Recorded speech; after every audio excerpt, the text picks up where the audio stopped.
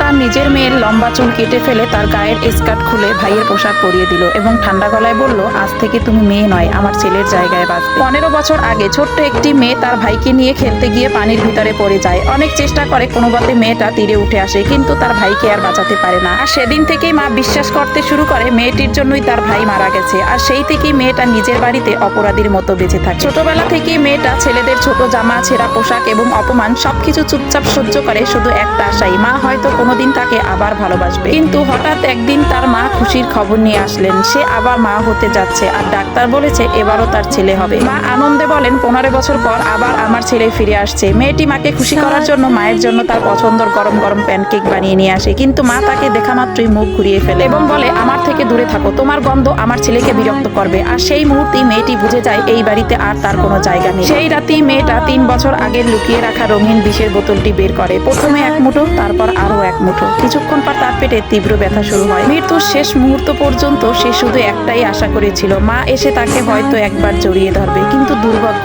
দরজা আর খোলেনি। যন্ত্রণায় কাতরাতে কাতরাতে সে ভাইয়ের পুরানো খেলনা গাড়িটি বুকে জড়িয়ে ধরে চোখ বন্ধ করে। যখন সে আবার চোখ খুলে দেখে তার নিজের শরীরই মেঝেতে পড়ে আছে, তখন সে বুঝতে পারে সে আর বেঁচে নেই। আর ঠিক তখনই দরজা খুলে মা ভিতরে ঢুকে চিৎকার করে বলে, এখনো ঘুমাচ্ছিস? উঠে নাস্তা বানাবে কে? যা শুনে মেয়েটির আত্মা কাঁদতে কাঁদতে বলে, শেষ বেলায় তোমার ভালোবাসা পেতে আমি ব্যর্থ।